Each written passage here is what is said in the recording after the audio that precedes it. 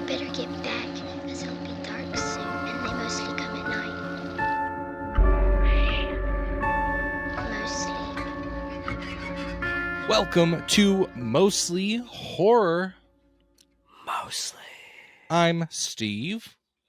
And I am Sean. And we got What's up, dudes? an episode for We got you. one. Another one. We caught one. We did. Another one. We casted our net and we reeled it back in, and we got another one. Lo and behold, Bo and Leahold. We have Jenna Kanell on this week's episode. Yeah, we do. You may know them from Terrifier, The Bye Bye Man, WandaVision, Renfield, that we've talked about a little bit on this podcast already. Jenna is the best. Some of my favorite, I would say, important conversations that we've had recently. Not that our conversations are unimportant normally on this show, but I think that we have some very important conversations with Jenna that it was an absolute pleasure to get her thoughts on. So yeah, that's what's coming in the middle of this episode. Agreed. As always, before that, it's a little bit of it's time for a little bit of You May Already Know This, or what the fuck is this segment called? You probably already know this. You probably already know this. Yeah, you're the one that knows this. We know the names of our bits. You probably already know this. Chelsea, run the clip. I'm sure you already knew that. You only tell me stuff I already know. You already know what I'm going to tell you. All right. Well, do you got things, Sean? I don't have anything specific. I'm just peeking. I like I said, I didn't have anything specific in mind that we haven't talked about yet, but I am looking at Bloody Disgusting. They have an article called by Megan Navarro, Bloody Disgusting Summer 2023 Horror Preview, 29 horror movies you don't want to miss. And there is some stuff in here, but I don't even feel like I could talk about it because I'm just now taking in some of these. But anything sticking out honestly to you? Has me. Yeah, I mean, there's definitely interesting stuff. I mean, it's interesting that, in July we got the next Insidious movie coming. I have already said that July? I don't. That's what this says. It says, wow. Let me find it again. Yep, it says, right, it seems soon. It seems like they kind of just kicked that out. I haven't seen any promotions, any commercials, nothing for that. But yeah, this is Insidious The Red Door, and it says July 7th, theaters. But dude, I'm seeing at least these are just stills I'm going off of, but We Might Hurt Each Other, July 11th. Quicksand, July 23rd. Obviously excited for The Blackening. Have you heard of Brooklyn 45? Do you know anything about that? Yes, it premiered at South by Southwest. It's I think it's some just older learning about it. Some older folks hosting a seance or something along those lines. Maybe I'm wrong. Yep. This says, oh God, I'm so bad at people's last names. Ted something is back this year with Shudder's supernatural horror movie Brooklyn 45. The guy who did Mohawk and We Are Still Here. It's Geo. How do you? All right, Geo. I can't bail you out. I'm not looking at it. Geoghegan. I feel like it's reasonable that I don't know how to say that. Geoen? Okay. Sorry, I'm Ted. so sorry, Ted. Yeah. Ted, we deeply apologize. But is back this year with Shudder's supernatural horror movie Brooklyn 45. 5 military vets gather in a New York brownstone on December 27th, 1945 to catch up over drinks, but an impromptu seance derails everything. And the little still just kind of looks fun. I honestly thought that it was for a Haunted Mansion or something for a second. But I do. I do. I know the still that you're talking about because it I don't know if it premiered or at least showed at South by when I was there. Got you. I didn't get to see it obviously, but there's a lot of stuff that was premiering at South by, like Angry Black Girl and Her Monster, which we were lucky enough to watch recently. The Brooklyn 45, Talk to Me. There's like a found footage late night film called Late Night with the Devil that looks with Dave Dastmalchian, which looks really cool. I've been slacking. There's so much coming out. It's hard to keep up, man. A lot of stuff. We gotta recoup and look at the calendar. Bloody Disgusting's horror calendar is probably a good place to start. Yep. So yeah, there's definitely a lot of stuff coming out. I have some news as of from a couple days ago. If you're interested, I'm super interested, Steve. Anyone that's listening needs to know that this year is the 20th anniversary of Park Chan-wook's Oldboy, which is in my opinion, masterpiece of cinema and also of genre cinema. Neon is bringing back Oldboy restored and remastered to theaters on August 16th. So we do have a little bit of time before that comes out, but they put out a trailer, obviously for a movie that's been out for 20 years, but they put out a trailer. It got me hype. It's going to look great. That movie is uncomfortable and wonderful. We got to watch that. Well, my first viewing of that movie was early pandemic, when we were doing our movie a night. Movie a night with our friends scattered about, and you had the big projector screen that would come down from our ceiling. And it was great. And the idea of seeing it in an actual theater sounds great. It just feels like a perfect theater watch. I think we were just talking about this the other day. You said you haven't seen the American one, right? They did a remake, right? I've never seen the Josh Brolin one. Yeah. Josh Brolin. There you go. Yeah. Part of me wants to see that now just out of curiosity, but everyone listening, watch the original. I'm saying I would watch the American one just out of fucking why? Why did it need to happen? Just curiosity and whatever. I can't imagine them doing the octopus or squid part the way that Oldboy does. No, I don't know. That's what I mean. It has to be insane. Different. It's so insane. So that's coming out. Shout out to Neon for always being behind international cinema in a way that most production houses aren't. Speaking of, I guess this isn't international cinema, but Yorgos Lanthimos is an international director. We already talked about Poor Things being announced, but they released the teaser for it, which I allowed myself to watch because it's only 30 seconds. And it looks wild and unlike anything that he has done in terms of visuals. I would recommend you watch it, Sean. It doesn't. There's nothing okay. It's a good trailer. It's a decent trailer. It's not even a trailer. It's 10 shots, but some of them are just insane to look at. And you're just like, holy shit. It looks like, I don't know. It looks like he's making a Dr. Seuss film. I don't even know what to say. Oh, okay. Well, so really quick, I want to say, we're always talking about going into movies blind, not watching trailers, things like that. But part of me wants to, any good trailers that we can find, I want to promote them so that hopefully we can get back to a place where trailers are a reasonable thing to watch again. It would be awesome if I could watch fucking trailers and it not ruin movies for me. You know what I mean? Yeah, I would say this is a teaser. It's not a full trailer. There's nothing story about it. You get to see each character really quick. A couple of Emma Stone, and then you get to see some scenery, but it looks magical. I will say, while we're on the note of trailers, I don't think we talked about the Meg 2, did we? I don't think we've talked about the Meg 2 yet. You came out of your bedroom very excited, and you made an announcement to the apartment. But that's about as far as the conversation went. I wasn't aware that there was a Meg 2 being made, and the Meg, the original Meg, is not by any means, I would say, an objectively good film. It is a fun movie about a megalodon and Jason Statham. And they have turned the knob to Wumbo on this one. Yes. The trailer is, I wouldn't recommend watching the trailer because it shows so much. And all that I can hope is that there is twice as much in the actual movie. But holy shit balls, is the trailer crazy for the Meg 2. And it has me so excited. I think it comes out in July. Or March. What? July or August? I know how months work. It's so funny. Who's in the first one? What's that actor's name? Jason Statham. Jason Statham. I think something about him was just kind of, that's true, was just kind of goofy to me. I don't know. I think I was just expecting it to be this kind of goofy, nothing but action, whatever. And so I remember that first movie came out and I didn't watch it for a long time, and you and Bruce were all about it, and I just was like, whatever.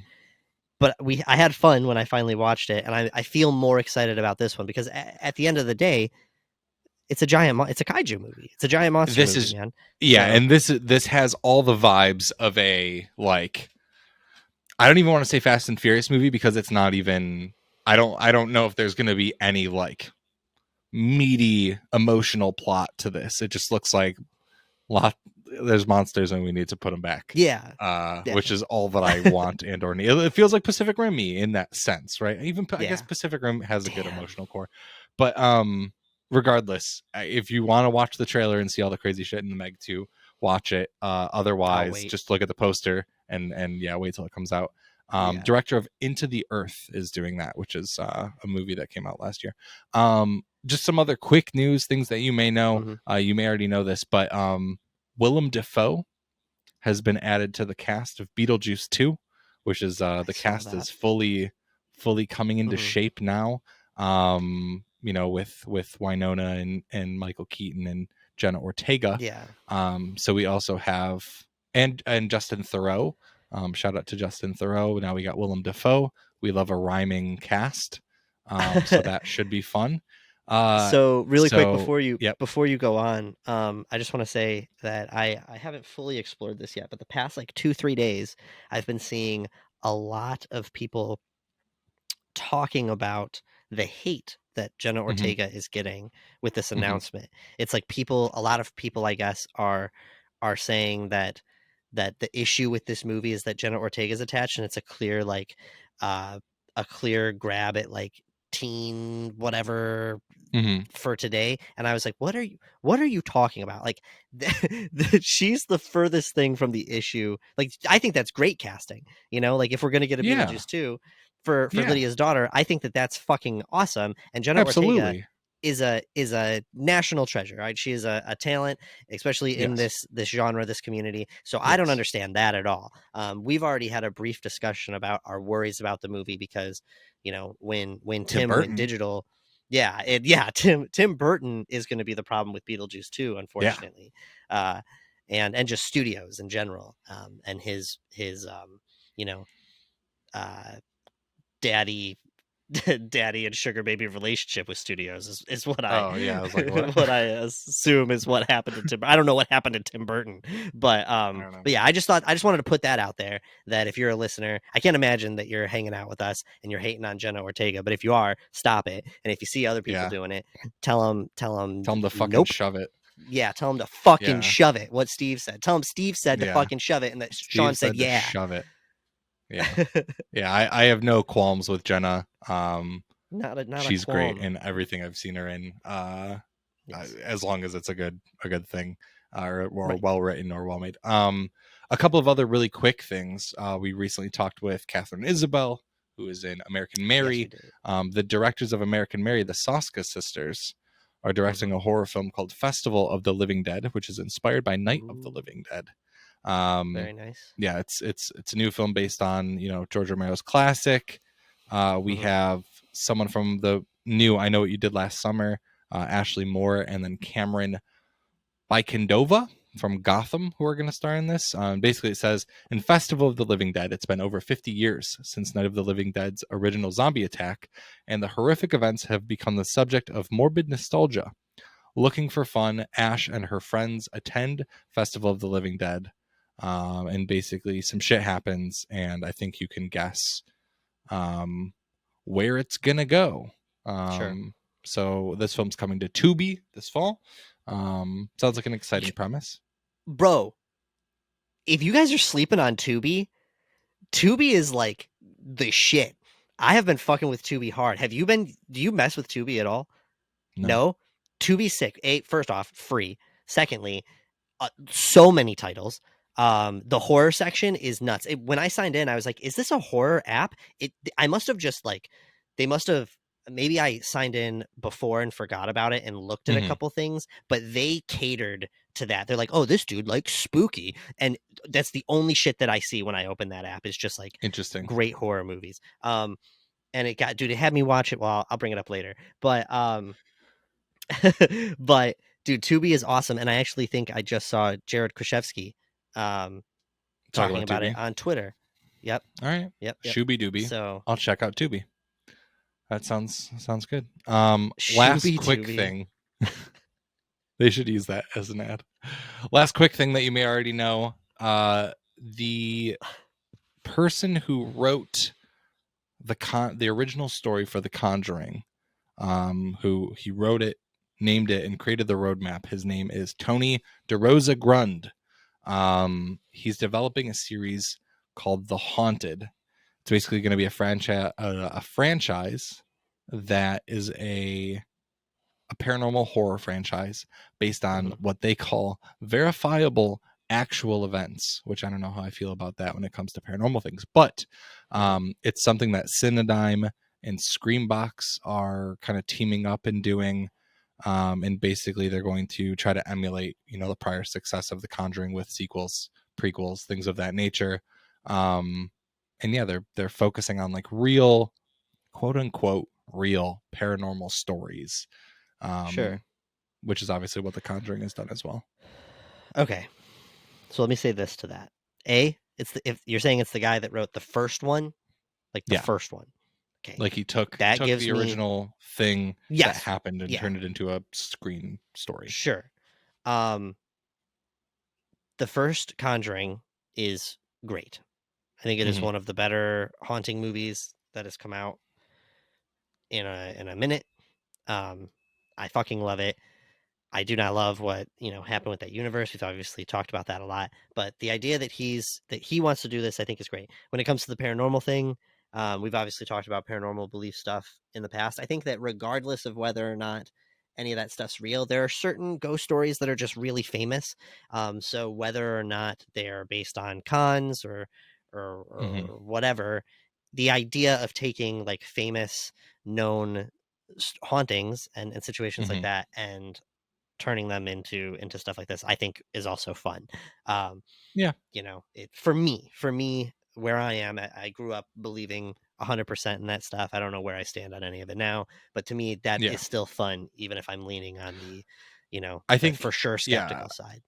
I think using the like platform of like this is claimed to be a paranormal event, and then making a adaptation of the event makes sense. It's fine. I just don't want to be like, this is based on a true story. No, thank you. Well, that's like it's funny. I was recently going through, I've been making clips for our episode, and I was recently going through our episode 52 with Lemony Snicket. And one of the moments that I found was he was talking about like the things that inspired him and just the way that he plays with like the narrative structure and things like that. And he was saying that I don't know if it was a camp he was at when he was younger or something, but he was like there was this guy telling ghost stories, but he doesn't say, when he goes to tell you a ghost story, he never says, I'm about to tell you a ghost story. He just says, did you guys hear about what happened in these woods? So, and I think that the whole, like, this is a true story thing, I've always had conflicting views on that. But it's something that's been used in the horror genre and in scary storytelling forever. And I don't think that there's inherently something wrong with that. And there's always been twisting, like Texas Chainsaw says that at the beginning, when that's a very, very, very loose thing that they're basing it off of. The Strangers does it, and even looser, so is what I'll say. I'm sure it's fine. So those are the things that you may already know, but what you do already know, because we told you at the beginning of this episode, is that we are joined by Jenna Kanell. Again, wonderful actor from Terrifier, Bye Bye Man, Frontrunner, WandaVision, Renfield. I don't know why I'm taking all these breaks in between of their in between their roles, but again, we have a great conversation. Before we jump to it, any final thoughts, Sean? Everything that you said. I really love when truly you're putting this emphasis on the tougher conversation that we have with Jenna during our interview, and I love when we get people and we have a lot of fun in our conversation and lighthearted stuff, but then we also talk about some real stuff, and everything that you said. She's incredibly intelligent, incredibly talented. She is diverse. Like her background in the art world and the film world is just so diverse.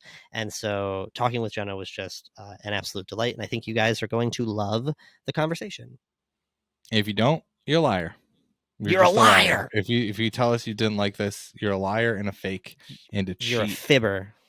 And that's the worst that you could be, is a fibber. Yeah. And so think about what you've done. And on that note, we're going to go to our interview with Jenna Kanell. Catch you on the other side of it.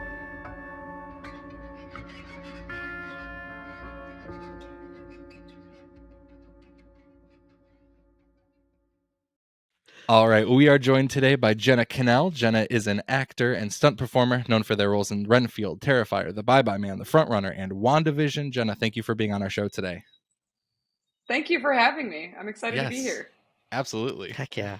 So stoked to have you. I'm going to jump right into it. One of our first questions that we love to ask everybody that comes on is your intros to the genre. We're looking for those moments when you were a kid where maybe you caught a glimpse of something from behind the couch late at night that you weren't supposed to see, or you flipped to a channel and got an eye full of some scary stuff. So Sure. Like if you could share that childhood moment with us, that would be great. The origin story, the lore, there you as go. it were. Yes. Yeah. Yeah. I'm pretty sure that it started when I was young. I used to have really, really painful menstrual cycles. Like, I'm pretty sure I had endometriosis, and pain to the point of like I had to stay home from school a couple days a week because I would be hopped up on painkillers and it wouldn't really do anything. Or sorry, a couple days a month. Okay. Like every week. Okay. No, Yeah. a couple days every month.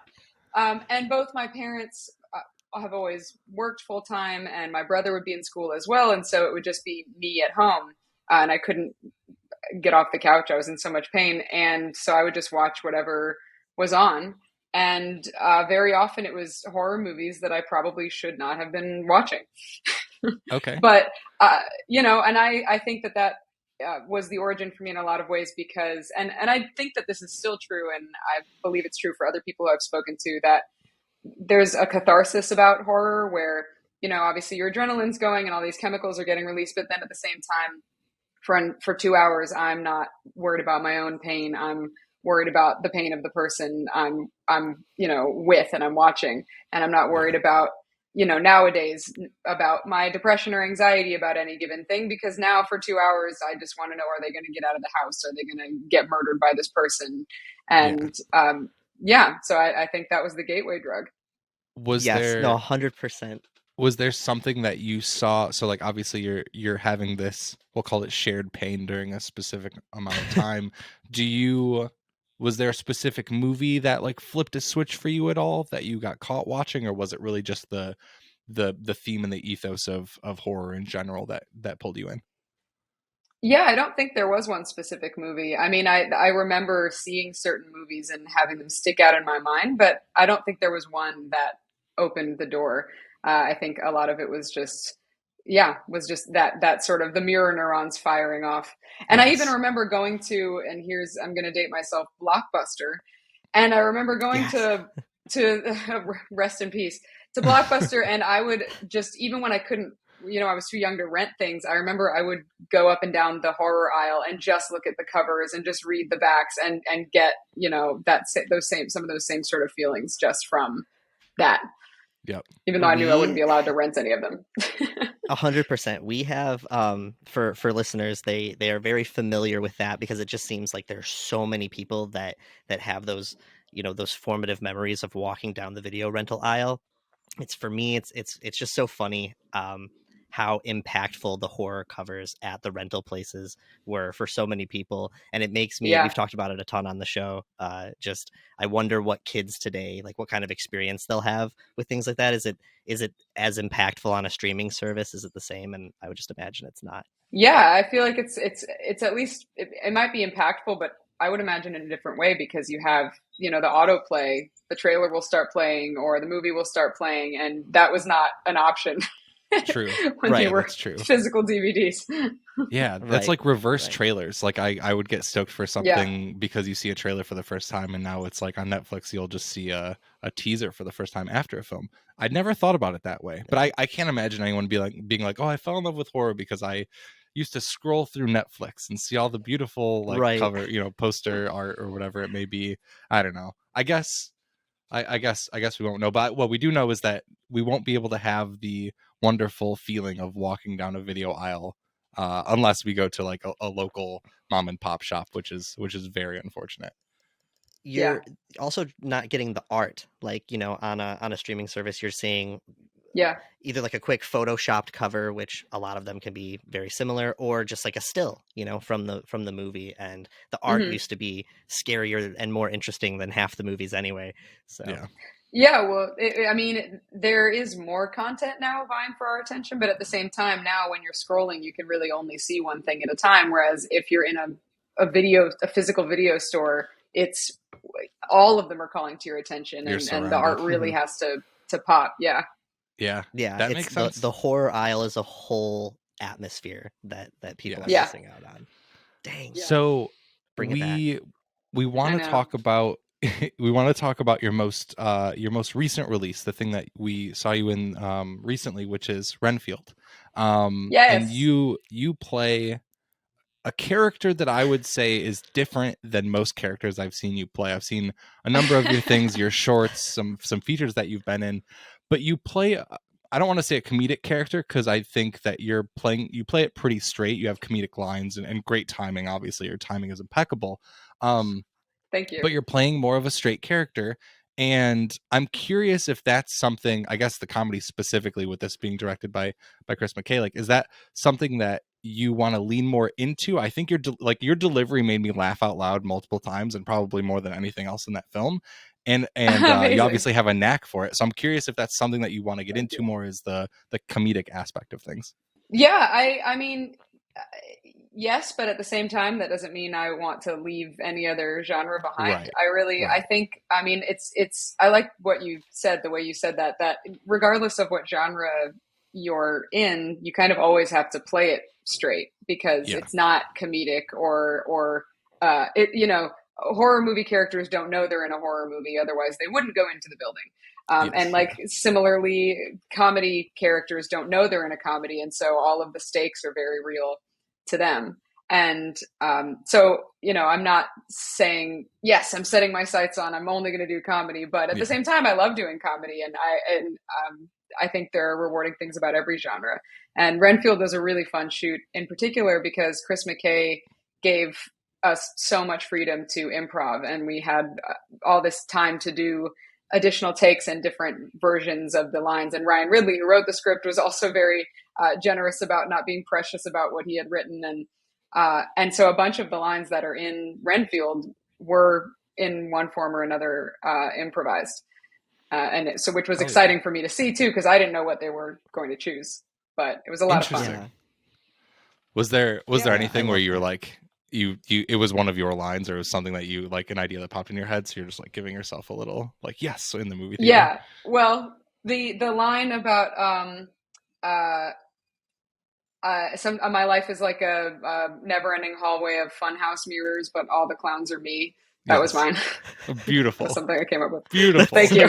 Oh, the clown line. The clown line was yours. Okay, interesting. That's what a beautiful organic segue too. Like, that's funny. Right. Thank you. It's and I will say, like, that particular day, we would do the scripted lines, and then I would kind of, because Chris gave us so much freedom, which is really a gift, and even in the audition process was that way, I would come up with all these different lines and ideas of things to bounce off of beforehand, and then I would come to set and kind of pitch them to him. And that was one of the ones that he liked. But I think it's funny because it inadvertently creates this, meta verse in which is Carol having a dream that she's running from art? Nobody knows. Like, I like the idea of timelines in a second. That you just like opened a wormhole on Reddit for some reason that that like maybe wasn't open before. Yeah, exactly. That's my goal. I am going to take advantage of said segue that Steve brought up, and we have to jump into Terrifier a bit, obviously. So of course, let's start at the beginning. I don't know. Let's go back in time.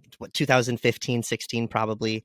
How did the script for this very bloody, crazy movie end up in your lap, and what were your initial thoughts? So Damien and I can't remember. Neither of us can remember how we met. Damien, the director of Terrifier, as you guys know.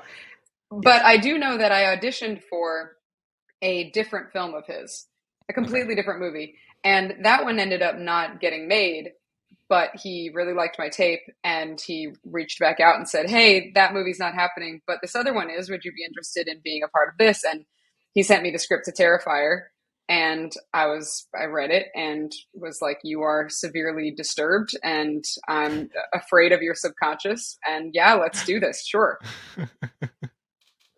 That's so good. It's obviously there's so many aspects of Terrifier to talk about, all the violence and stuff. We want to get to that. But I'm just curious, what was like a general overview of what that set was like? You know, it feels like an indie movie, but it doesn't feel like a lot of other indie movies to me, which I guess is a weird thing to say. It's very vague. No, I actually know exactly what you mean. Okay, thank you, because I was like, that sounded dumb. No, not at all. It's an indie movie, and we shot it very cheaply, and it feels that way, but it feels intentional, which I think was very smart on Damien's part to not try to hide that it's an indie movie and use the fact that it's kind of grungy and minimalist to pay homage to films of the 80s rather than I think what because I've done a ton of indie movies and I love independent films and I feel very lucky to go back and forth between things that have a budget and things that don't. But I do think it is a fatal flaw when indie movies try to seem bigger in scope than they are rather than embracing what they have and just running with it. Because like you said, you know, like an audience is not going to not be interested just because something was done cheaply and quickly. It's a matter of, is the script good? Is it engaging? And it's, you know, if you write a bunch of something with a ton of CGI and then don't have any money, like, of course it's not going to work. You kind of have to know your limitations and work within them in a clever way. I was just going to say, yeah, like a sky replacement on a low budget film is going to like immediately call out the fact that it's like, it'll make you think like, you know, a certain way about it as opposed to leaning into it more, which makes complete sense. I also, you know, one thing about Terrifier, which is obviously, you know, this is very obvious and apparent to everyone that knows about Terrifier, but it has this massive cult following, which is only compounded times a million since Terrifier 2's release. I guess, what does it feel like to be a part of a film that has that fan relationship? Like you have I see you posting fan art frequently. Like you have, you know, like all these people that love this character that was not treated extremely well in the film for different reasons. Like, you know, it's, I guess I'm just curious, like, what has it been like, you know, this kind of roller coaster the past 7 years since release of this original film? Yeah. Well, I mean, first of all, I'm unbelievably grateful that so many people love it, because with indie movies, part of the thing is that you have no idea if anyone's going to see it. And I've done a lot of them that no one has seen. And so it's really, really cool and unexpected, I think, that it caught so many people by the throat and that so many people are have such strong feelings about the film and about Tara in particular. It means a lot to me.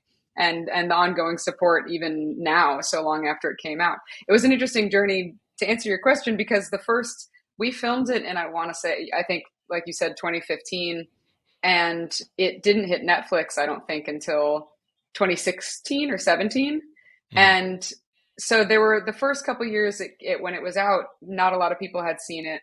And there was kind of like a trickling of interest. And then the moment it hit Netflix, just overnight, all of a sudden it was, which is the nice thing about streaming. I mean, you know, as much as we all miss physical stores, physical movie stores, it does make movies much more accessible to a much wider audience, which is a plus side for sure.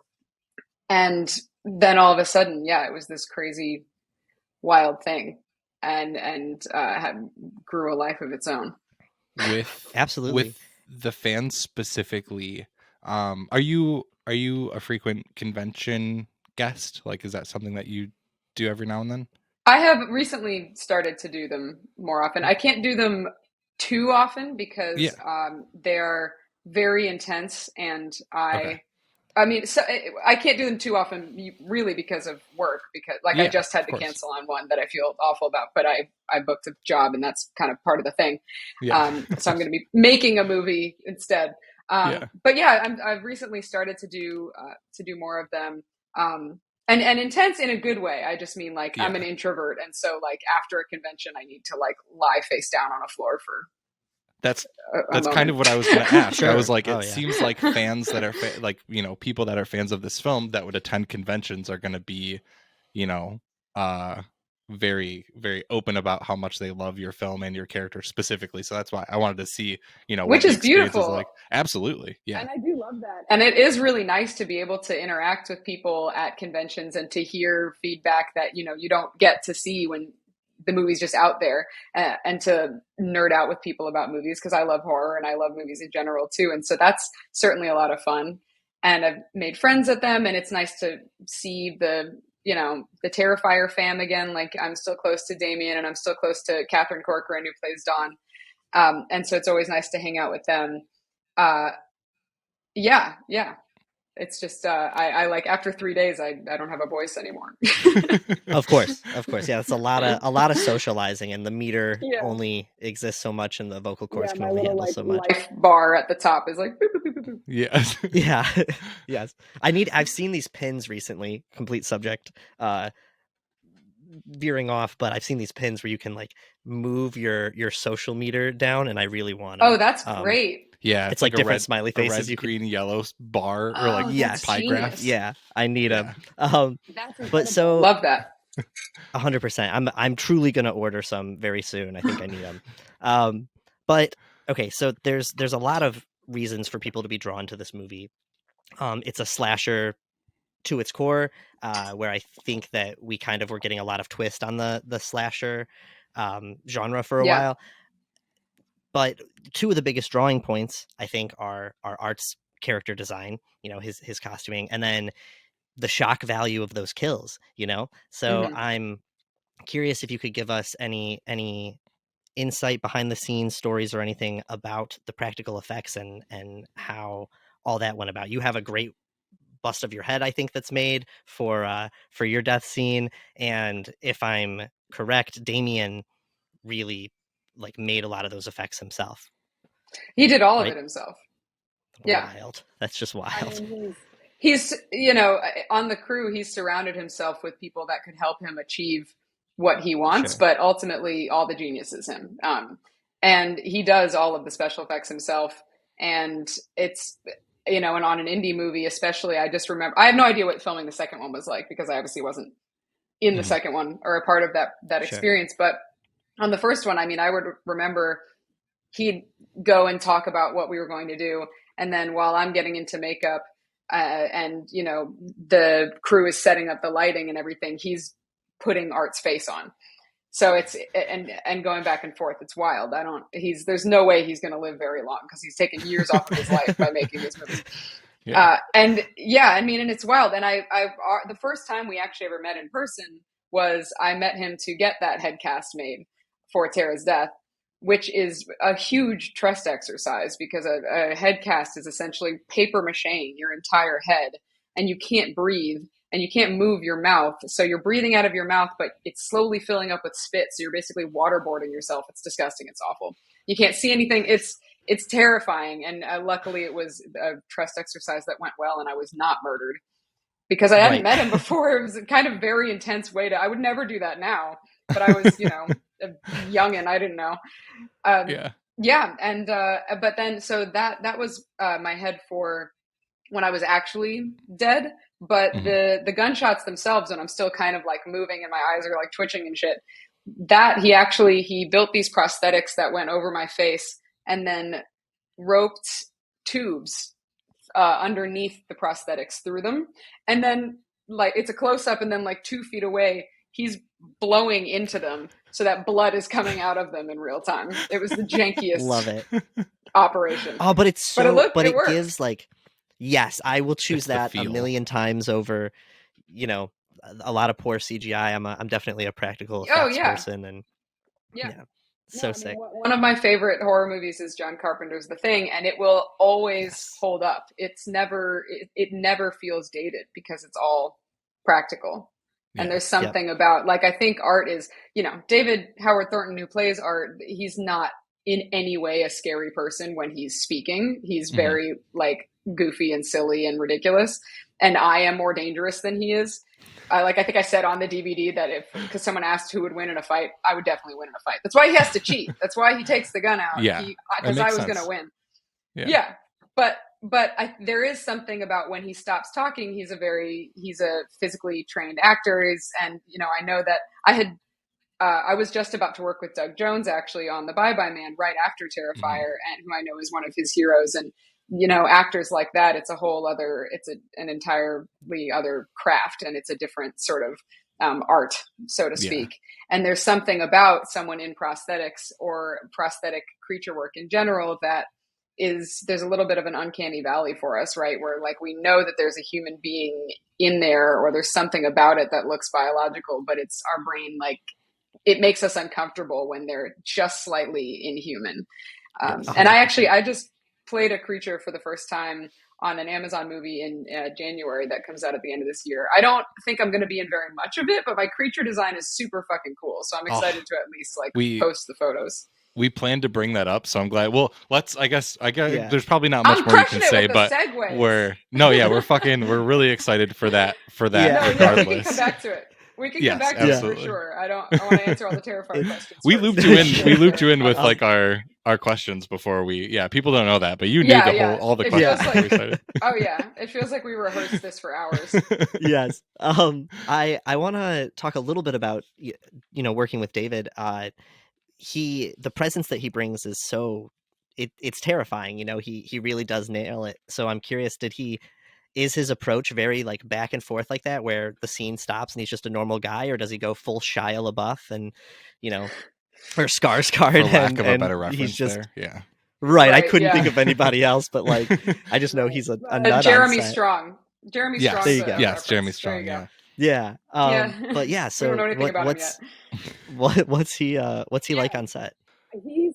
I think he's perhaps changed this since then. I know that now, like at conventions, that when he's in costume and he's in character, he doesn't speak.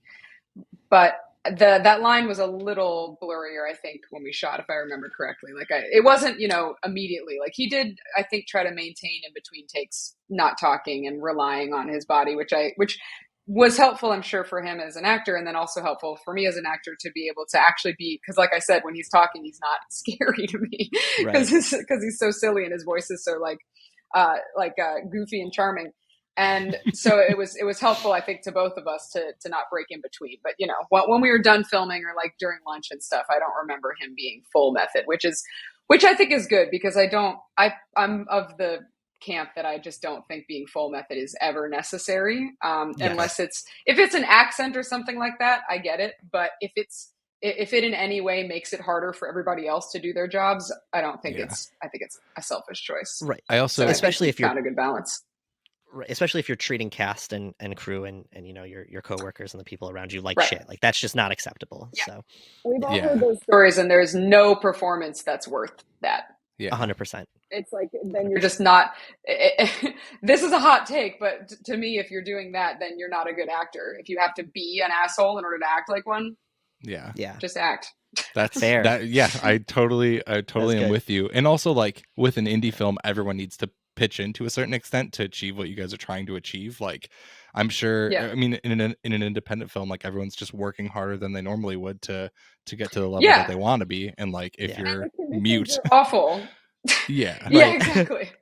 Yeah, you have to communicate, and like I think there is a leeway that makes sense. Of like I'm maybe you've read the trivia niblet of like that I remained tied up in between takes when we were doing the scene where Dawn's dying, and like that was more for me, because I knew that there weren't going to be. I knew, because it's an indie movie, that the turnarounds are fast, that there's not going to be a ton of time in between. And so for me, I just wanted to be able to inform more of the experience of being restrained and not being able to escape to inform the performance. And like similarly, you know, if someone has to do something really intense, I think because I know I'm this way, and I know some of the other actors involved in this movie and other ones are this way, where like if you have to be really emotionally distraught or vulnerable, like I personally do have to kind of keep that on a simmer in between takes. I don't act like an asshole. I'm just like maybe not as talkative or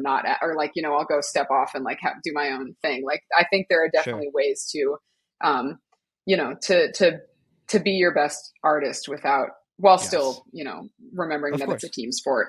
Yes. Yeah. You hear that, Daniel Day-Lewis? I'm not calling you Mr. President. Okay. That's the end of the story. And not going to push you around in a wheelchair. I'm sorry. No, absolutely not. So one thing about Terrifier, and I'll kind of, I want to be open about this. Terrifier is not my favorite kind of horror film. I can appreciate it for what it is. Absolutely. Love your performance. Love art. Sean is definitely more on the other side of things. And so one thing I want to talk about is an aspect that people will point to, which is the boundaries of extreme violence in this film. And I know that Damien's, you know, yeah, right, exactly. So I mean, I know that, you know, people have talked about violence towards women and some things that they would see as being transphobic, and Damien's had some great comments about them, about how he was raised by women, and I don't want to speak for him, but Damien's definitely addressed those things. And you're a person that, I mean, you have an article with, I think it was Voyage Atlanta, where you're talking about these hurdles that you have to overcome in the film industry in general, or just as a professional, like misogyny, queer phobia, you know, rape culture, like just so many different things. And so it's not like you're not aware of these different aspects of filmmaking. So I'm curious what your take is on the extreme violence and specifically in Terrifier 1, the treatment of women, which is very like different than the treatment of men. Yeah, absolutely. I'm glad you bring that up, because not a lot of people do. And it is interesting that people, I get why people ask Damien about this, but I think maybe they should ask the, you know, female presenting people that are in the movie about how we feel. And like Puya, who plays the cat lady, is a trans woman. So, you know, I'm sure that she has thoughts. So I appreciate that you're asking me. Yeah, I mean, I've told this to Damien's face, so I'm not saying anything behind his back at all. He, of course, has internalized misogyny because he's grown up as a man. And, you know, I do too. Everyone, if you've grown up in America and a lot of other countries, but this one in particular, we all have a level of implicit bias, of internalized racism, internalized homophobia, internalized misogyny, and anyone who pretends that they don't is full of shit. We all do, and it's just a matter of how much work you do to like move past it. And answering questions like this is a great way to do that. And you know, it's just a matter of how much work you do and how much you acknowledge it. So yeah, Damien was raised by a woman, and you know, is very obviously accepting of queer people, myself included. He's never experienced life as a queer person or as a woman, so obviously there is a removal that he really can never speak to. But I think it's good to challenge filmmakers on these things. Like I remember someone challenged Tarantino about this in an interview, and he like scoffed at it, and that really irked me, and it changed how I saw him, because it's a very reasonable thing to ask. Because you're right, I can see where people come from when they have those attitudes about it. I think it's interesting because I'm reading a book right now called Men, Women, and Chainsaws. And I would highly recommend it. It's about gender in horror. And I just finished the chapter, so this is so funny that this is coming up, about how slashers are typically like kind of the tropes that are in slashers historically, which Terrifier is not responsible for. These are things that have been in the slasher genre since the beginning of, you know, horrible violence depicted against women, and the female characters and the male characters being treated very differently. And I'm not defending Terrifier necessarily. I can like, if anyone takes offense to it, I'm not here to tell them that their feelings are not valid. Yeah. At the same time, statistically, most violence is perpetrated against women in real life. Of course. And so you could argue like this is an expression of it's, art imitating life. The name art really is throwing me through a loop with these conversations. But you understand what I'm trying to say. Absolutely. That like Absolutely. that's a reflection. That's a reflection of what real life is like. And just because and I would argue that art as a villain could be perceived as a misogynist in a way, especially because when he kills Katie, it's like the most debased, going right after her like womanhood, so to speak. And with me, it's this thing of like he decides to go after me because I rejected him. And and so like I think it's not a matter of and obviously like I think all the female characters are written very strong and portrayed very strong by the people who play them, and there's something to be said for that. I think it's also a part of film that I think we don't talk about enough is how we receive it. So like if someone receives it and says, I'm rooting for this guy, these women deserve it, like that's something that person should probably examine. And it's not on the movie to say what's right or wrong. Movies are just here to, if they tell you what to think, it's not interesting, right? They're presenting something and then it's a matter of how we take them. If you watch it and you're entertained, but you're, rooting for, me, for example, then, that's totally different. And when like people who feel righteous anger over him cheating and things like that, like, I don't think that those people, I'm getting a little rambly here, but I think you see the direction I'm going in where like, it's not a black and white answer. Yeah, absolutely. It's a super complex discussion that needs to be had and just keep being explored in the genre. And it's we're two cis straight white dudes and we're like I know how I'll the takes that I will leave after seeing a movie and the things that I'll enjoy about it, but I'm the past few years and especially since doing this show have really been trying to like explore the other perspectives of it and like how somebody else is taking in this content, and I think that's a huge that's really important. It's super important. I'm curious, while filming it, did you ever have scenes like that split scene? Does that make you uncomfortable on set, or like did you have like second guessing being a part of the movie or at any point? So what's fun fact, we actually filmed her death and me reacting to her death on completely different days. Really? Which is like wild. Yeah. It looks like a two shot, so that's cool. Yeah. Isn't that insane? Yeah. Okay. Because she was working on I can't remember the name of the movie, but she was working on a film and then I was about to start on Bye Bye Man, and so it was like schedule wise we couldn't do it at the same time. So it didn't I didn't have to watch it in real life, luckily for me. I just had to like pretend to watch it, which was disturbing, but not as disturbing as actually watching it.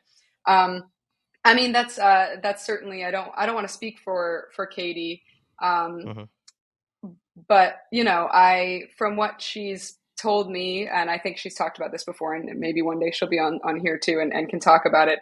From what I told me, there were conversations that were done well and safety measures that were done well, and then conversations that should have been had that weren't, and some severe safety issues, particularly with just the hanging upside down.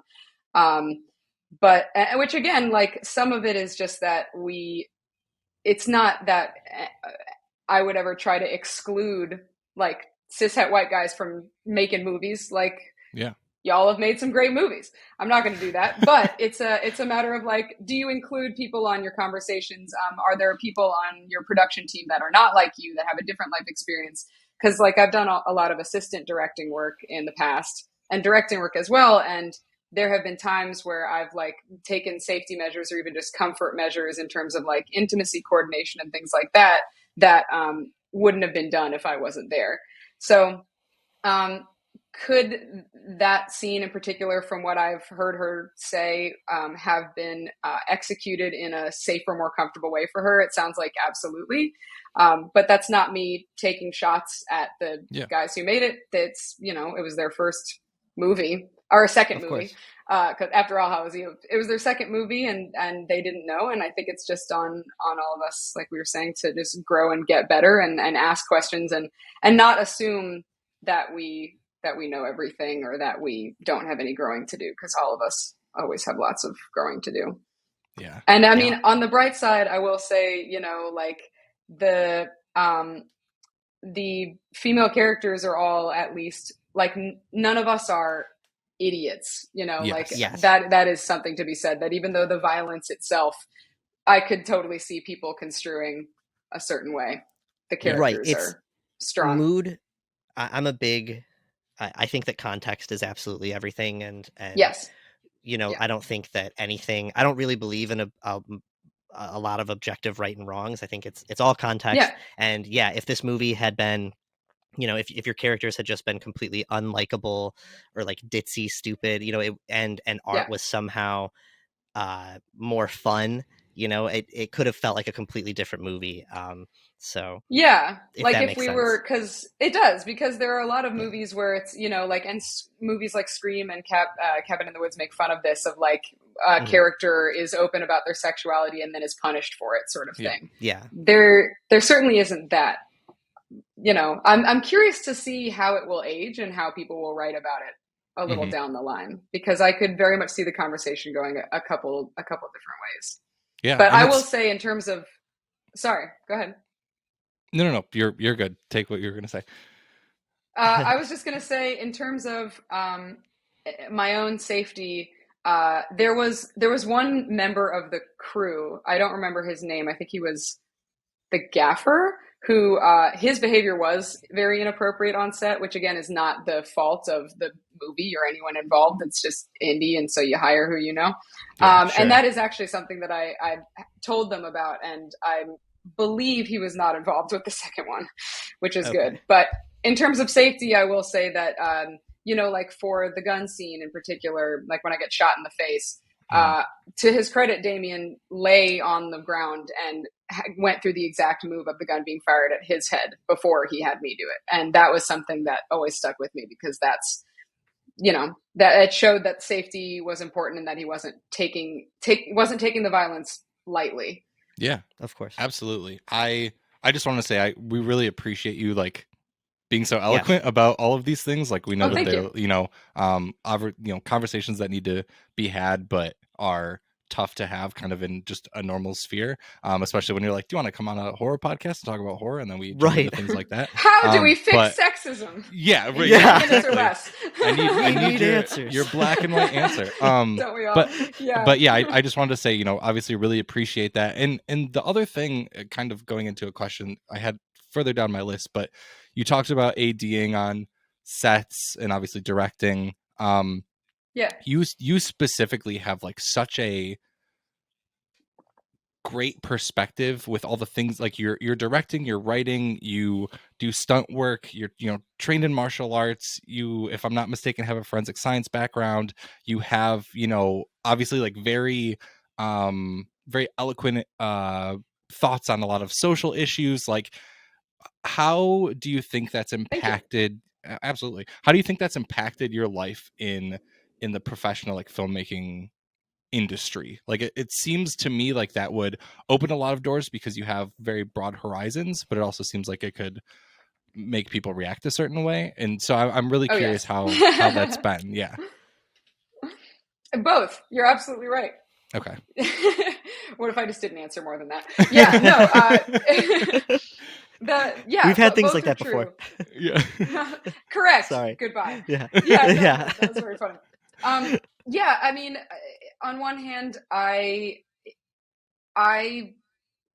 it's always been important to me to have a wide perspective in terms of the work and understanding how movies are made, and why things are done a certain way. And I think everything that I do makes me better at the other things. I mean, every time I act, I become a better director because I'm listening to how I'm being directed and what's working, what's not, you know, working on sets like Renfield or like The Front Runner that have very large budgets. It's so specialized. And so I just consider myself a student when I'm on sets like that. And I just watch and I'm like, okay, now that I've done enough production, I can say, okay, I know what that's the, you know, that's the armorer, that's the first AC. And like, I'm watching what they're doing and it makes me a better actor as well, because I understand proximity of like, how far is the lens from me? So like, how much should I dial in my performance, things like that. And then I think they make me a better director too, because how you lead a team is very important, and how you communicate with different departments and understand what everybody does, I think, is very important. And the people that I enjoy working with the most on set are the ones who have worked outside of their lane, because people who have only ever done one thing are often very tough to work with, because they don't understand, you know, how all the other chess pieces move and how it's a ripple effect, you know, they don't have that happens in any department. So that's really important to me for that reason. And then also because I feel very fortunate to not have a day job. I kind of just I'm always trying to put my creative energy somewhere and keep things moving, and if this isn't happening, then I'll try to plant seeds over here. And some of that came about from wanting more control of working as an actor or a stunt performer on sets where I didn't necessarily agree with the way things were run or the way people were being spoken to, and wanting to, you know, be able to call the shots and make people feel safe and things like that. So, and I mean, in terms of the very kind thing you said about my communication skills, it's something I've worked very, very hard on, because, and this is, you know, for all the stuff that anyone deals with, I mean, everything is intersectional, right? Like there are, it's people who are disabled or global majority people who are not white, like class as a whole thing, like everyone's dealing with something. Everyone is coming up against some sort of, you know, barrier. And it's important for us to all understand what other people are potentially going through.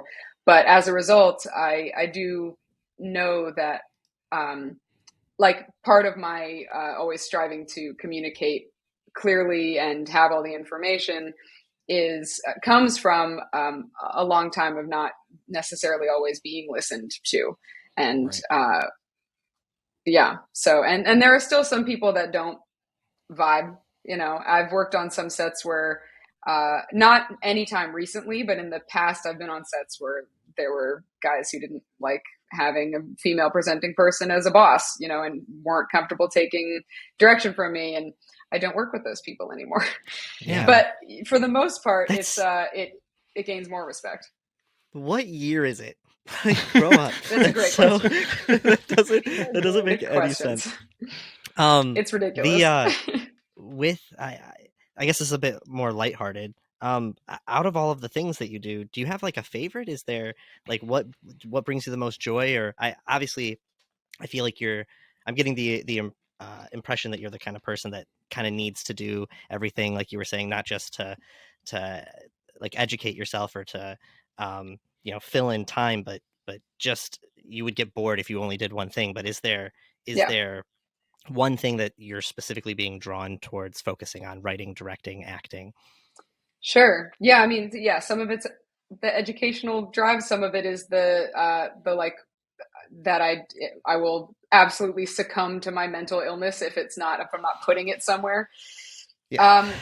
I love it all, and I really like going back and forth between things. I would love to be one of those people who doesn't have to choose. Yeah. For me, it depends on the project. Like there are certain projects where like I just want to act in this, and I don't necessarily want to be in charge. I just want to like focus on this aspect of the storytelling. And then there are some stories where I'm like, no, I want to be the one at the helm. So it depends on the context is everything always all the time is the moral, I suppose. This episode's called Context is Everything. I want to focus on a specific part of the many hats, being a stunt performer, which I feel like is very, like, if you look on your IMDb, you have more stunt performing credits than you do acting credits. Not that you aren't Do I really? wonderful. I believe it's like 19 to 16, so it's not like a crazy different Oh, amount, but okay. it's just, you know, you obviously, you know, you do a lot of your own stunts and a lot of different things. I mean, if I'm not mistaken, like your current haircut came from something that you had to do, like That's correct. being a stunt performer under Ruby You've Rose. Can done you? your homework. Oh yeah, listen, we're locked in over here. Can you kind of walk us through like what it is about stunt performing that's so that draws you in so much? Yeah, well, I have a history of having done martial arts and self-defense techniques since I was a kid. And I just didn't know for the longest time that those were stunts, because I always thought stunts were only like the crazy, crazy stuff. I always thought stunts were like jumping out of a building on fire. And I didn't realize, you know, holding a weapon is a stunt and running is a stunt. And so, so I basically, I kind of, when someone pointed out to me that the martial arts training, the Krav Maga that I was doing, that those are all translatable to stunt work, I sort of rebranded myself as someone who did my own stunts. And you're correct. I originally shaved my head to double for Ruby Rose, which is the only time I've ever doubled anybody. All the other times I've done it, it's just to do my own. Yeah. Okay. And the thing I love about them, to answer your question, is that, and this is true about film in general, but it's particularly true when there's action involved and you could potentially get hurt, is that I find it helps me ground in the present moment. You know, similar to watching a horror movie or, you know, going on a roller coaster, skydiving, things like that. There's something about if I don't pay very close attention, if I'm not here, if I'm worrying about yesterday or tomorrow, I'm going to get hit in the face, or I'm going to, you know, fall off this motorcycle, or I'm going to drown. Like, any number of horrible things could happen. So it forces me to be present and really connected with whoever my scene partner is, and with my own body and with the environment and the circumstances. And that's my favorite thing about it. Interesting. So the specific, the entry point that you talk about, Krav Maga, is that right? Krav Maga? I feel like there's an R in there somewhere that I'm missing, like, except for the first one. No, you got it. Okay, beautiful. People always add a second one, but there isn't one. Yeah, I always thought it was McGraw, like Tim McGraw, but anyways. Yeah, it's not. Everyone thinks that, though. I don't know why. So that's like a very out of like the, at least from my perspective, that's a very unique sub martial art of like the larger ones. Like, I first heard about it, I think, on Bob's Burgers. They do Krav Maga. Where does that start? Where did that start for you? Was it just like something that someone in your family did, or? Yeah. Well, so as a kid, I did Hoshindo, which is Korean. And then I did a little bit of Taekwondo, a little bit of Tai Chi, but I landed on Krav Maga. It originates out of the Middle East, and which is my heritage, but no one in my family does it. No one in my family is in the industry at all. Okay. But I was drawn to it because it relies on leverage rather than strength.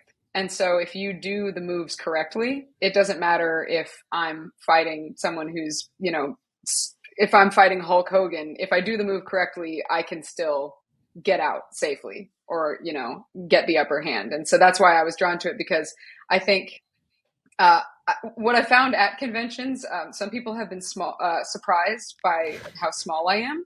Apparently the camera adds 2 feet, I guess.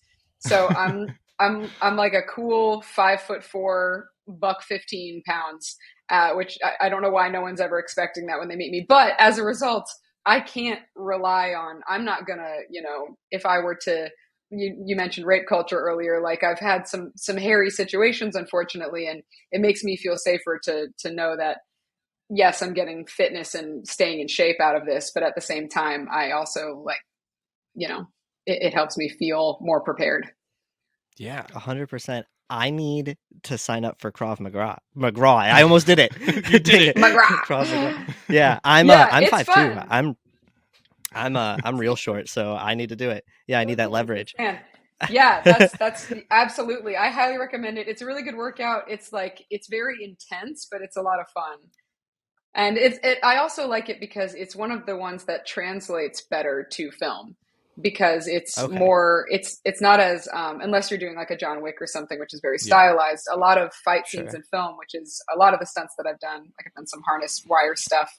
And like for the Ruby Rose movie, I was flopping around in the Gulf of Mexico, but usually I'm doing fight scenes, and Krav Maga is very scrappy. It's very like street fighting. And so you still have to make some accommodations for being on camera, like not covering your face, but it translates a little better because it's like messier.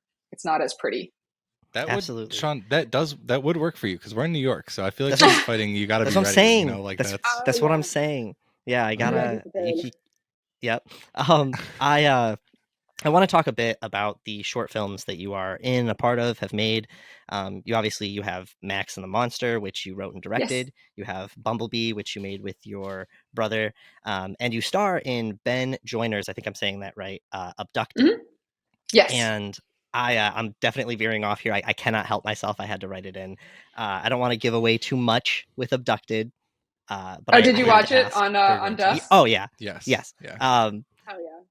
I have to ask, and if we expand into it too much, it'll be a whole other episode, but I want to know your general thoughts on Aliens. Oh my gosh. Good question. I wish this y'all with the questions are crushing it. I love it. These are like not the same things I get answer all the time. I'm here for it. Beautiful. I think we would be very narcissistic to think that we're alone. Do you think it's very silly? Do you think that they've ever been here?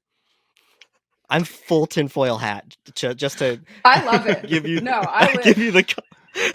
I live for it. No, listen, space is too fucking big for us to. We're not that special. We're literally just naked apes. Like we think we're real special because we're destroying the ecosystem faster than anybody else. I don't know why we think we get a prize for that, but. No, it's too big. We've received too many signals from space that we've never been able to identify the origin of. These are just facts. You know, I mean, I think I don't know whether or not they've been here, but what I think I think it's very likely that they know about us and are smart enough to let us burn ourselves out. Yeah, listen, guys, they're just like biding their time, just chilling.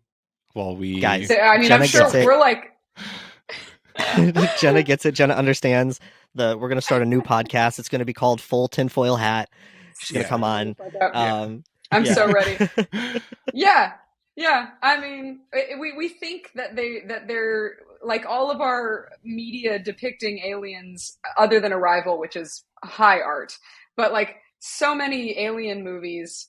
And Alien is great, obviously, but so many alien movies like make it out to be that they're going to show up and just fuck us up because we think that they would be like us. But there's no reason. If they already know about us, that means they're insanely advanced, way more advanced than we will be for a very long time. And they didn't get that way by being like us. 100%. Because we're not going to last that long at this rate. Yeah, imagine. How to work together, think rationally. If they're anything like us, they won't be here. They won't get here. Wow, like that's a good. Jenna gets it. All right, I got what I needed. Best interview question ever. These are great. One to kind of wrap everything up. Obviously, you put a lot of thought into all the different things that you're in, or all the different roles that you have. But with things like, I mean, even Carol. The role of Carol. Even Carol. Well, like with the role of Carol, I mean, in an interview, you were talking about how you pulled from personal experiences to inform that character, which, like, I think from a person that's viewing your role in that film, they may not think about that, like that you're going to be pulling from, specific, what's the word that I'm looking for? Like people that have, used you in your past or things of that nature. I mean, and you also have, a lot of the things that you do, you have personal experiences. Max and the Monster is a good one that we mentioned, that we don't have to dive really far into it, but it's you pulling from personal experience to write and direct a film. And then Sean mentioned Bumblebee, which is something that I recommend everyone listening to this watches your TED Talk. That you talk about making a film with your brother back around the time of Terrifier, I believe. But it was that same year. which is what a dichotomy of films. What this feels like such a simple question, but why is it so important to you that everything that you touch is really personal with what you're putting out on in film in general? That's a beautiful question. It maybe just feels simple because you had to follow up the alien question, and that's a tough segue. I didn't give you a segue that time. We didn't prepare that segue. Yeah, that's fine. Sorry. I think art is at its best when it's personal. I think you can feel when you're watching something if someone has been there, or at least even if they haven't, has taken the time to understand that experience. Mm-hmm. I think it really makes a difference, and I think, I think the best art is personal. And so, like, you touch on Max the Monster. It was about it's a dark comedy about dealing with PTSD and like creating a relationship with your PTSD, specifically in the wake of assault. And like with that, I wanted to make that because I hadn't seen anything like that. It just didn't exist. Like every film I'd seen about dealing with assault was just about the assault. It was never like, okay, that happened. Now we have the rest of your life. Yeah. What does that look like? Yeah. And like similarly with Bumblebees, with my brother, I remember watching a lot of films that feature people very much on the spectrum. And they were always, and now this is changing since it's been made. Not saying we started it, but they're often, these melodramas that acted like autism was, like a death sentence as opposed to just a neurodivergence. And so similarly, I wanted to show the brother that I know, and like, yeah, he's autistic, okay, but then he's still, a human being who wants love just like everybody else. And with Carol, I mean, I didn't write that. That was something I was brought in on, which, by the way, she was originally written for a man. Her name was Roger in the script. Okay. Love that little tidbit. That's one of my favorites. Okay. But like with that, I think it's also more fun and makes me a more compassionate person to learn about different experiences that I haven't necessarily had. Because I did have a relationship years ago with a narcissist who was manipulative and emotionally abusive. And as a result, I could use that. But I'm not a person who is prone to codependency. I'm like chronically independent. Okay. And so in that regard, like I went to a couple like Codependence Anonymous meetings online. There's a person who I'm very close to in my life who I won't put on blast right now, but they deal with codependency. And so it's almost like an excuse to learn what their experience is like and mm-hmm. what the experience is like for people who do find themselves prone to that. And I think, it's a reason it helps me be more compassionate and open-minded and understanding. Yeah, I agree. The best art is personal art, and very happy that everything that you do is very personal because it's great. As we are wrapping up here, of course, we end all of our episodes with a segment that we normally tell people about beforehand, but unfortunately we're going to put you on the spot here. It's called Mostly Horror. Yeah, it's the only thing we didn't rehearse for 3 hours.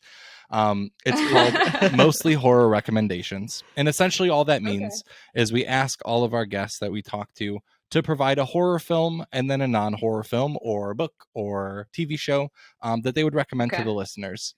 Sometimes it's hard because people just watch horror and they don't know any non-horror, but you seem well versed in film in general. So I'd love to see what you would recommend to our listeners. I would happily do that. Is it cheating if I pull up a list? No. Like, if you go for it. If you have a list, then that's beautiful. I have a list. Yeah. Is it your Letterboxd? Because I'd love to follow you. It is not my Letterboxd. You can follow me on Letterboxd. I'm not very active on there because I'm, I guess, old and don't understand really what it is. Okay. I've tried. It's a struggle. Okay, let me see. Just because I like you watch so much, so I have to pick one of each. You can list off a million if you want. I was just trying to make it easy. Yeah, whatever feels right to you. Yeah. Okay. Horror-wise, I want to say only because I feel like a lot of people are sleeping on this one. It's a Spanish movie on Netflix called The Platform. The Okay. Platform. That sounds so familiar. Is that like the it's class? It's kind of like a very class good. system one. Yes. Oh, Yeah, okay. yes. Jumping Yes. on capitalism, basically. Yeah. Okay. Yeah. Perfect. Which I'm already in. I haven't we seen love. it yet, but I'm in.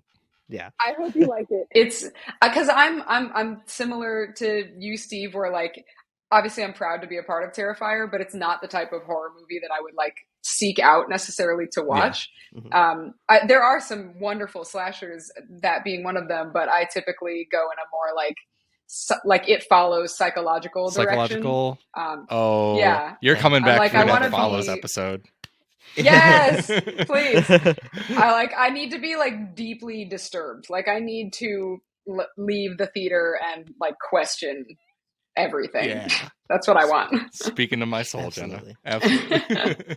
So that would be my horror recommendation. I hope you like it. Oh, and also bonus horror recommendation. So at the Overlook Film Festival, which Renfield was the opening night film, so I ended up just going to the whole thing because I love movies. The secret screening was a movie called Talk to Me. It comes out in July. It's so good. Sean, I haven't seen it Seen yet. it already? You've seen it. I was lucky enough to see it at South by, and it fucking rips. It's so good. Sean, I'm so sorry. I'm devastated. Yeah, I didn't get to go. He got to go for something else. Yeah, I've well, been talking about eventually. Make sure to see it when it comes out because it's Opening night. Like that still fucks me up. Like that, I was not okay after I saw that. We're going to have you back on at the end of July. We're going to talk about Talk to Me and It Follows. Perfect. And the re-release of Terrifier because that's happening in July. Yeah. There you go. Yes. What great timing. Perfect. I think I want to for non-horror. I'm gonna do two. Okay. For non-horror recs. One, because you mentioned space, Aniara, Aniara, I think it's spelled. Okay. It is from one of the Nordic countries. I want to say Sweden, but I feel uncultured because it might be Switzerland, and my brain is confusing them because of the letters. Sweden. But Aniara, Sweden. Bam. Got him. I shouldn't doubt myself. That's the moral here. Yeah, it's that movie. It's it's existential horror in a way, but it's don't go in expecting a horror. It's really more of a drama, but it's just very, very dark and poetic and like so bleak. If you like bleak shit, that's the one. Absolutely. Yeah. Hell yeah. The poster for it is trippy. Yeah. It's like a whole like optical the red dot illusion. and the like Yes. yeah. Love it. Yeah. Big fan of that. Okay. Maybe I won't tell you anything about it because don't. Maybe you should just watch it. Okay, yeah, we'll just go in. We'll go. We trust you. Don't read anything. Yeah, about completely trust you. Yep. It doesn't have the best reviews, but I'm convinced that it's because it's a very un-American movie. Like it's a slow burn, but I think it's excellent. Beautiful. And then my other one would be to shout out another indie movie. There's a movie called Coherence that is one of my favorite movies of all time. It is very, very indie. Like, you know, they clearly shot it very bare bones, but the script is unbelievable and the concept is really, really cool. And it's just it's a high concept sci-fi, but done for like no money. 2013 sci-fi thriller. Mm-hmm. Probably that. Okay. That sounds cool. right. That sounds right. All right. It's like the poster, I think, is like a blonde woman, two of her. Yeah. Yeah, that's the one. All right. Yeah, that's the one. Perfect. Wow. Okay. These are stuff to watch. These are great recommend. We got capitalism, we got bleak space stuff. We got a great film that Sean hasn't seen yet. And then we got Coherence about comets. All right. This is beautiful. We're going to It's not about comets.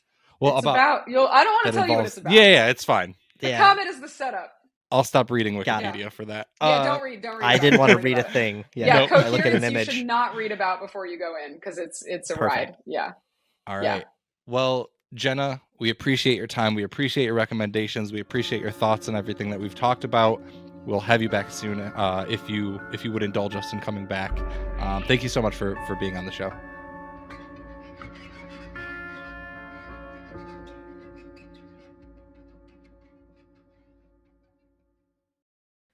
All right. Thank you all so much for listening to our interview with Jenna Kanell. Thanks again to Jenna for joining us on the show.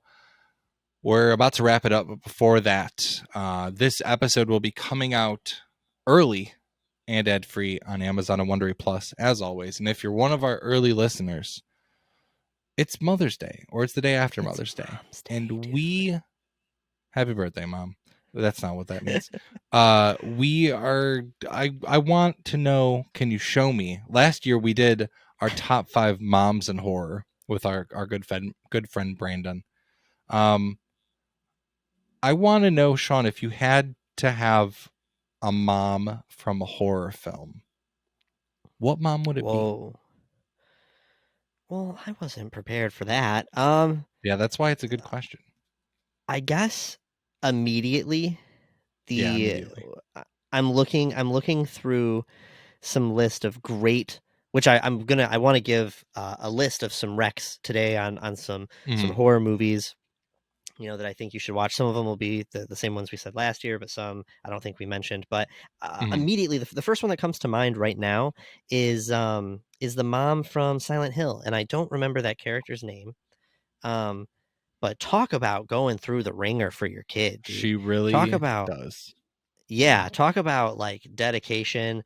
It looks like her name was Rose da Silva. Rose da Silva. Yeah. Yeah, fights her way through an entire town of supernatural monsters to save her adopted daughter in Silent Hill.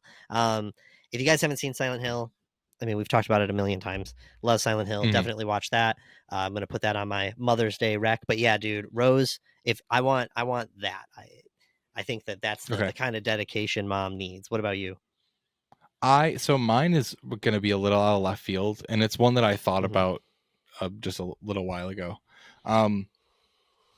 The mom from Lamb, while she isn't a mother of an actual child, Ada is a lamb. She loves Ada more than anything.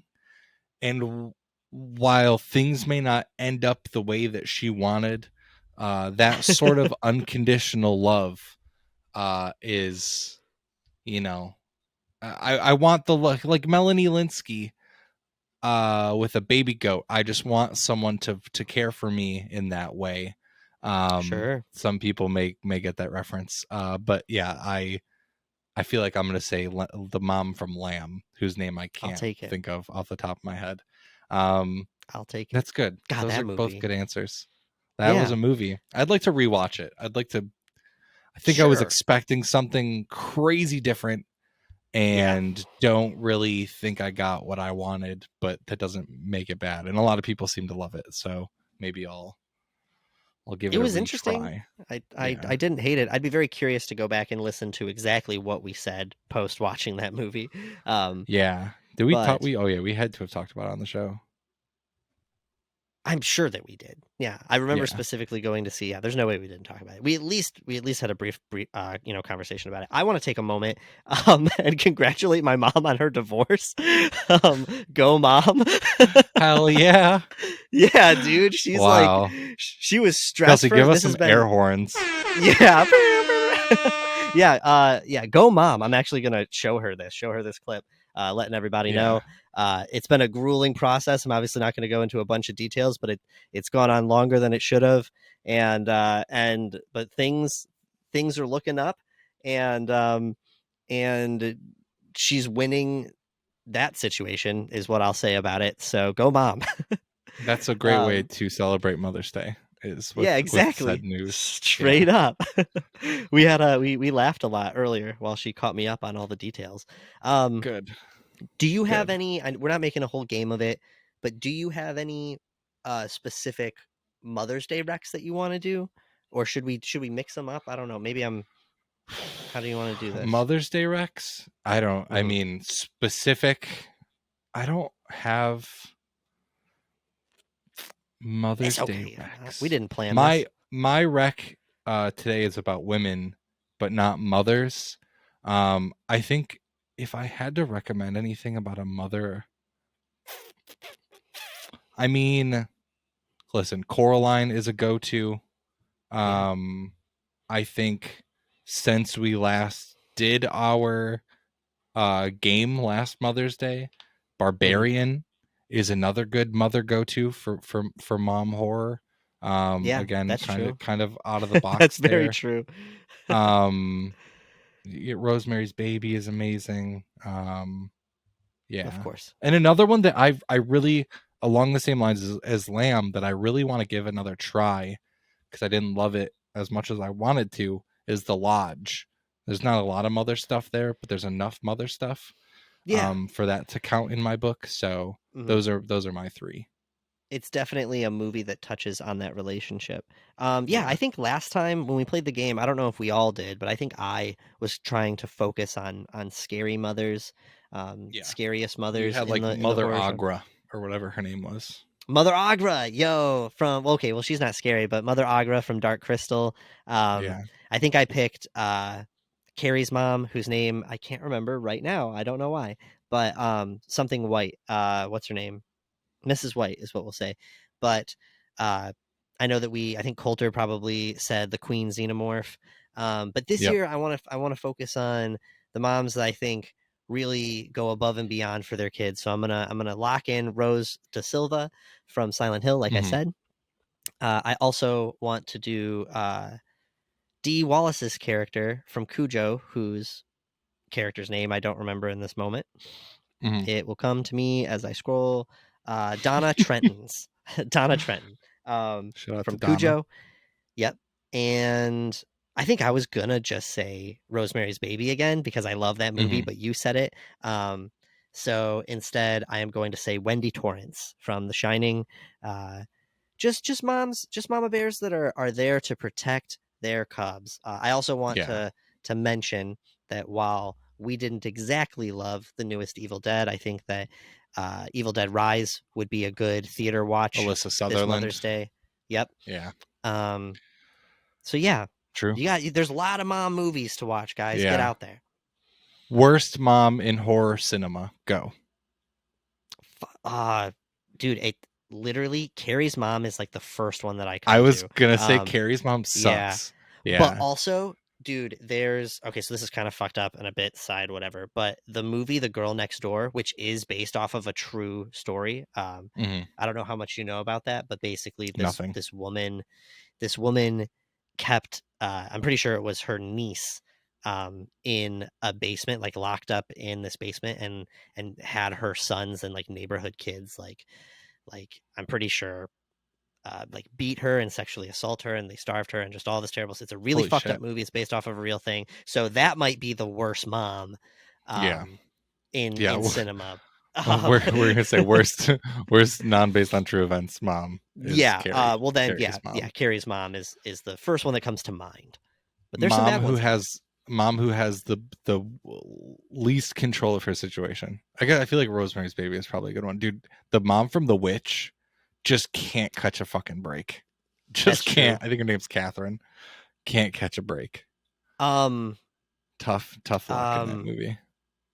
I guess Annie's another one from Hereditary, but well, yes, yeah, definitely in terms of not being able to control from their the situation. get-go. Yeah. A Quiet Place mom. Emily Blunt, but I'm trying to remember the character. Evelyn. She's a badass though.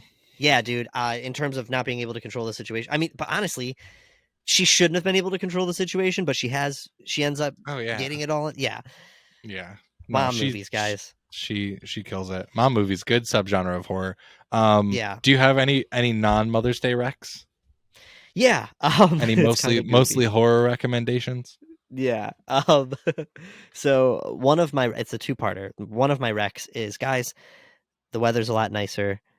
I know us horror fans. The weather outside is weather. Yep. It's weathering, and it's weathering a little bit better than it was before, though it can be a little warm, humid at the moment. But guys, we've been locked up all winter watching a bunch of scary movies. I know that you're not getting outside enough. Go outside, and we went to Central Park today, and we set up some blankets and some sitting situations, and we read and we listened to music and we chatted, and it was really nice. So I recommend that. But my other recommendation Good recommendation comes because of Tubi. and I rewatched Ghost Shooby Rider the dooby. other day. Wow, really? Yeah, and I never liked that movie. Is that Nicolas Cage? That is Nicky Cage, dude. Wow, Nicky I Cage. forgot. And I don't know if it's just because I seen Nick Cage in a different light now. Not that I like disliked Nick Cage then, but like knowing all of the different weird things he's doing now, I think it put Ghost Rider in a different perspective for me. And the CGI is still not great, but dude, that movie's fun. If you don't at least kind of have fun watching that movie, then it's because you don't know how to have fun. So everybody give Ghost Rider another shot, especially if it's been a few years. Yeah. What about you, Steve? What a weird recommendation. I have a film from 1977 that I want to recommend, and I tried to look back and see if I've ever recommended it before, and I don't think I have. This is a film directed by Robert Altman, starring Shelley Duvall and Sissy Spacek. Again, 1977. So we got young Wendy Shelley and Duvall, Carrie. Wendy and Carrie, dude. It's called Three Women, and I would not look up anything about it. The most that I can tell you, or would like to tell you, is Sissy Spacek starts working at a spa that Shelley Duvall works at, and their lives become intertwined. And it is in the genre of uncomfortable films that I so love and that Jenna spoke about in our interview. It is so well done. If you're a big cinephile, it's very, very similar to the film Persona by Ingmar Bergman. That is like a like top 10 film for a lot of big filmmakers. So I have to recommend it. It is so good and very uncomfortable, and you get to see these. You get to see Shelley Duvall in a second movie because you've only ever seen Shelley Duvall in The Shining. Don't lie to me and tell me you've seen her in anything else. And then you also get to see Sissy Spacek, who is an amazing actress, as well as Shelley is. So yeah, Three Women is my recommendation this week. So thank you guys, as always, for listening. You can send us an email.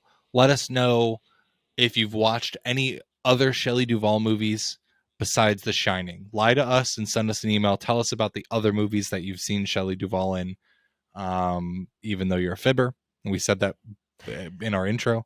You're a fibber, but send us an email, mostlyhorrormovienight@gmail.com.